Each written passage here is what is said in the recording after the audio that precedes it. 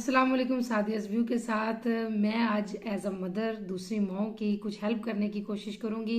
उन माओं की जिनके बच्चे छोटे हैं, तकरीबन 10-11 साल तक की एज के बच्चे जो हैं वो ज़िद क्यों करते हैं, वो किसी भी चीज़ के ऊपर जो है ना वो चीखना चिल्लाना शुरू कर देते हैं। और बाज़ बच्चे तो इस हद तक माँ को परेशान कर देते हैं, ख़ास तौर पर बाज़ औक़ात माँ बाप बाहर बच्चे को लेके निकलते तो वो सिचुएशन उनको संभालना कंट्रोल करना ही बहुत मुश्किल हो जाती है। और वो कहीं ना कहीं ख़ुद को उसके लिए जो ना वो गिल्टी फील कर रहे होते हैं। तो बच्चे जो हैं वो चीखते हैं, चिल्लाते हैं, रोते हैं, ख़ास तौर पे जब वो ज़्यादा छोटे बच्चे हैं। तो उनकी रीज़न्स क्या हैं और उसको हम किस तरह से हैंडल कर सकते हैं। मैंने इस सिचुएशन को हैंडल किया और मैं अब तक कर रही हूँ, तो मैं समझती हूँ कि इसमें मैं अपनी जो पर्सनल मैंने जिस तरह से ये चीज़ें हैंडल की हैं मैं आपके साथ शेयर कर सकती हूँ। और इसमें मैं बहुत हद तक जो है ना वो कामयाब भी हुई हूँ, ये भी मैं आपको बता दूँ। तो सबसे पहले तो इंसान का जब बच्चा पैदा होता है तो वो जब बहुत छोटा बच्चा होता है तो जब वो बोल नहीं रहा होता है, एक 6 माह 8 माह का बच्चा लगा ले, ऐसे भी छोटा बच्चा लगा ले, तो उसको जब ज़रूरत होती है तो वो क्या करता है, उसको जब भूख लगती है तो वो क्या करता है, वो बच्चा जो है वो रोता है। रोने की उसकी क्या वजह है कि वो रो कर आपको मुतवज्जो कर रहा होता है कि अब उसको कुछ चाहिए। अगर वो बच्चा रो नहीं रहा होगा तो शायद बहुत कम आप उसकी तरफ मुतवज्जो होंगे। तो बच्चे का मुतवज्जो करने का, आपका अटेंशन लेने का ये एक तरीका है।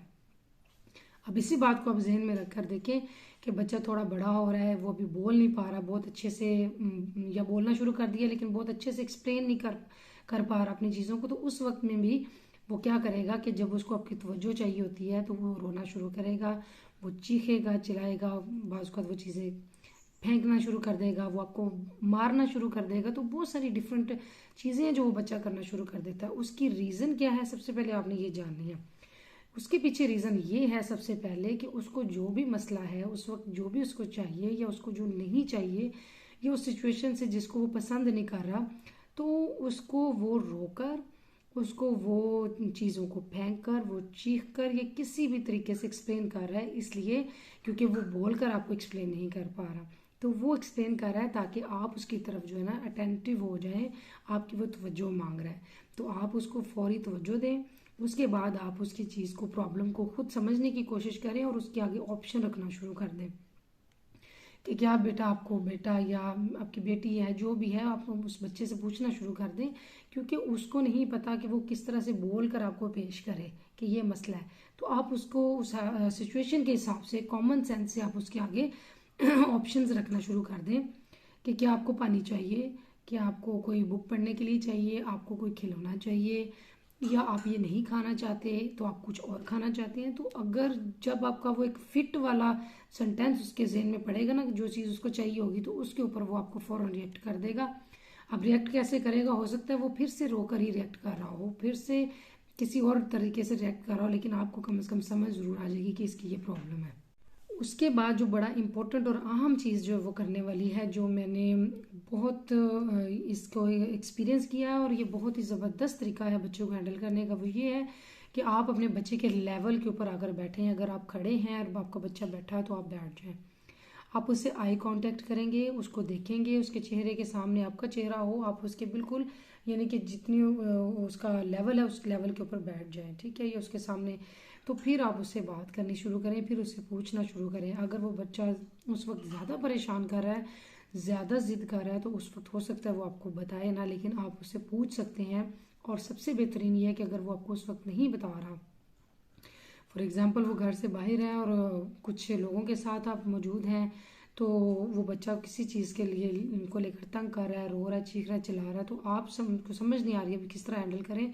आप उसके लेवल पर बैठें, उससे प्यार से बात करने की कोशिश करें, उसको तबकी दें, उसको टच करें सर पर, किसी ऐसी जगह पर, इस तरह से कि वो बच्चा जो है ना वो काम डाउन होना शुरू हो जाए। वो फ़ौरन से क्या होगा, इसकी लॉजिक ये, वो ट्रस्ट करना शुरू कर देता है इंसान के ऊपर, आप माँ हो, बाप उसके ऊपर। तो उसका थोड़ा सा ट्रस्ट जो है वो लें, और उसके बाद जो है वो आपने उसको खाने के लिए चीज़ ऑफ़र करें, कोई टॉय है तो वो दें। खाने के ऊपर सबसे ज़्यादा अट्रैक्ट हो जाता है बच्चा। मैं हमेशा हर वक्त जो है ना वो छोटी छोटी चीज़ें वो अपने बेटे के लिए, छोटे के लिए रखती हूँ कि जब भी वो घर में या घर से बाहर ऐसी सिचुएशन क्रिएट हो जाए तो मैं उसको फ़ौरन वो चीज़ ऑफ़र कर देती हूँ। उसका क्या फ़ायदा होता है कि वो बच्चे का ध्यान जो है फ़ौरन वो हर जिद, हर चीज़ से हटकर उस चीज़ की तरफ चली जाती है और वो काम डाउन हो जाता है। तो जब बच्चा काम डाउन हो जाता है, वो नॉर्मल हो जाता है। थोड़ा इंतज़ार करने के बाद उससे आप बात करें। पहले तो आप खुद को सब्र करना सिखा लें, क्योंकि आप माँ बाप बन चुके हैं। तो सबसे पहले यही है कि आपको सब्र करना है, आपको इन चीज़ों को हैंडल करना है। और जब बच्चे की किसी ऐसी ज़िद को, वो स्कूल जाने ना जाने की ज़िद कर रहा है कि मैं स्कूल नहीं जाना चाहता, तो उस वक्त आप गुस्से में आने से बेहतर है कि आप एक थर्ड पर्सन बनकर सोचें कि जैसे ये बच्चा और उसकी माँ उधर खड़े हैं और मैं तीसरी जगह पे खड़ा हूँ या खड़ी हूँ, तो थर्ड पर्सन उस सिचुएशन को कैसे हैंडल करेगा। तो आपने अपने आप को एक जहन में थर्ड पर्सन रखकर उस सिचुएशन को हैंडल करने की कोशिश करनी है। और उसके लिए आपको पेशेंस चाहिए। अगर आपको गुस्सा आ रहा है, खुद आप चिढ़ना शुरू हो रहे हैं, तो आप पहले तो खुद 2-3 को ठंडी ठंडी सांसें ले लें फ़ौरन, ताकि आप काम डाउन हो जाए और आपको पता चल जाए कि मैंने अब इस बच्चे को अपने को किस तरह से हैंडल करना है। तो हर चीज़ के पीछे एक लॉजिक होती है बच्चे के ये ज़िद करने की, और ये सारी चीज़ों उस लॉजिक को समझने की कोशिश करें। और फिर उसको आप किस तरह से हैंडल करेंगे, आपके पास एक ही कुलिया है कि आप सब्र और पेशेंस के साथ इस चीज़ को हैंडल करें। उसके बाद बच्चे को कभी, मैं कहती हूँ, छोटा नहीं समझना चाहिए। वो 6 माह का बच्चा भी है ना, तो आप उसके कान में बात ज़रूर डालें।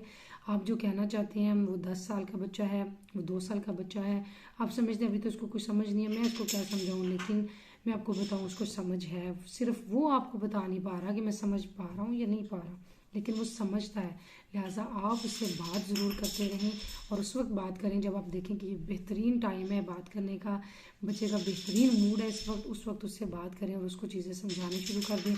छोटे छोटे मैनर्स समझाना शुरू कर दें।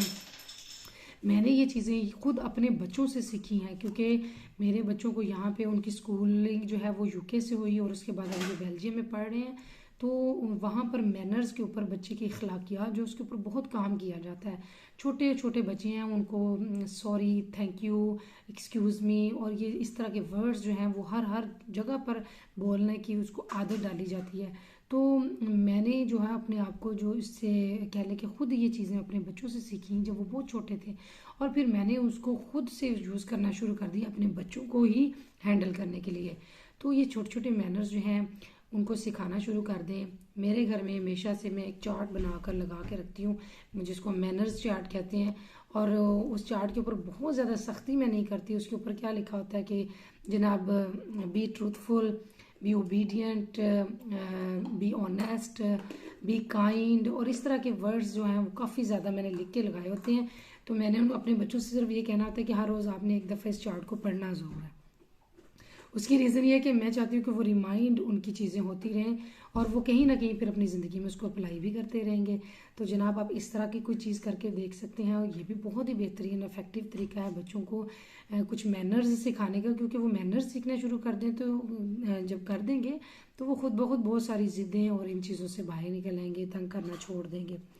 उसके बाद जो है ना, इनकी एनर्जी जो है बच्चों की, उसको कहीं पे लगाएं, कहीं उसको मौका दें। और एनर्जी सबसे बेहतरीन किस तरह से बच्चे की लगवाई जा सकती है, उसको खेलने के मौके दें, इतने ज़्यादा दें कि वो सारी एनर्जी अपनी खेलने कूदने में और स्पोर्ट्स करने में लगाए, ताकि वो एनर्जी उसकी वहाँ लग जाए।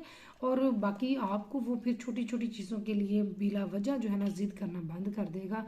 और वो जो एनर्जी है जो खेलने में, स्पोर्ट्स में उसकी लगी है, वो उसको मेंटली बहुत फ्रेश और हेल्दी भी करना शुरू कर देगी। तो जनाब, ये कुछ चीज़ें हैं, बहुत इफ़ेक्टिव हैं। इनको आप अपने बच्चों के लिए इस्तेमाल करें और सब्र से काम लें और इनको हैंडल करें। ये बहुत मुश्किल काम नहीं है, लेकिन कुछ सिचुएशंस ऐसी होती हैं कि बड़ा हम स्टक हो जाते हैं और हम उसको पर्सनली ले जाते हैं, इरिटेट हो जाते हैं कि हमारा बच्चा इस तरह हो गया, तो अब हम इसको कैसे हैंडल करें।